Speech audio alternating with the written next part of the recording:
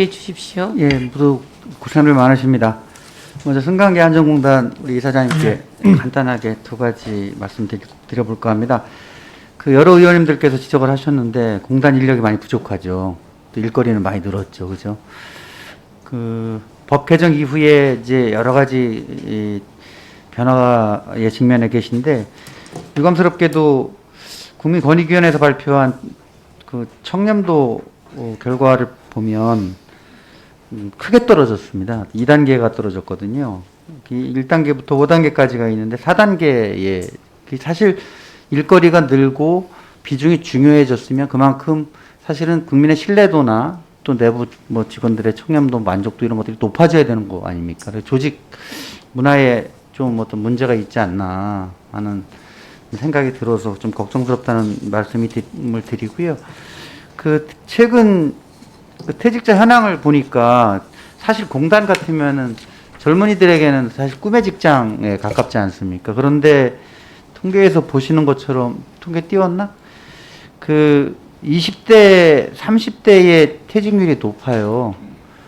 그게 안타깝지 않습니까? 앞서 우리 김영동 존경하는 의원님도 공단 인력이 많이 부족하다. 또 이사장님도 내년에 148명을 충원할 계획으로 있다. 이렇게까지 하셨는데 20대, 30대 정말 청원에 꿈을 품고 들어오는 직원들이 이렇게 많이 퇴직을 한다라고 하는 것은 뭔가 문제가 있다 이렇게 말씀드릴 수밖에 없거든요. 그래서 조직 문화 쇄신이라든지 혁신 방안에 대해서 좀 강구를 하셔서 자료를 좀 제출해 주시면 감사하겠다는 말씀을 꼭 좀 드리겠습니다. 예, 알겠습니다. 예.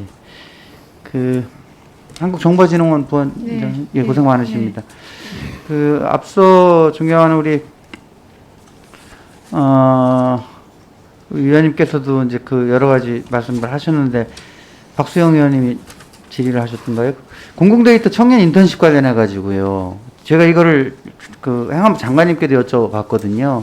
이게 3차 추경을 제가 다루면서 정부에서 이제 공공 일자리 사업을 이제 쭉 추진을 하는데 이게 정보진흥원에 1,085억이 교부가 되지 않습니까? 근데 앞서 말씀하신 본부장이 말씀하신 대로 효성 ITX에 이게 통으로 사실은 그 용역이 나가는 거예요.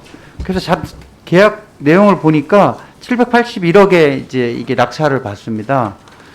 당연히 그래서 그 유사하게 그러면 이런 방식의 일자리 사업이 있나 해서 타부처 것도 한번 저희가 쭉 살펴봤어요.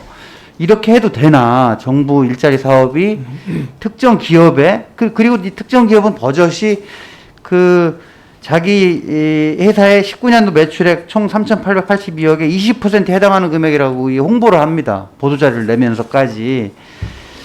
그래서 이게 어떤 이제 회계법상의 위법한 부분이 있지 않나를 제가 걱정스러워서 이제 관련 기관 기능에 알아보니까 꼭 그런 건 아닐 수 있다 이렇게 얘기를 해요. 근데 타부처에서는 이렇게 사업하는 게 없습니다. 왜 걱정을 하냐 하면 내년도 이제 결산 과정에서 이것이 또 국회에서 문제가 될 소지가 있는지 하는 부분 때문에 제가 걱정스러워서 말씀드리고 또 내년에 일자리 사업으로 계속 돼야 되기 때문에 그래서 원장님, 부원장님, 본부장님 이 사업이 제대로 진행되는지 철저한 점검을 좀 부탁을 드리겠습니다.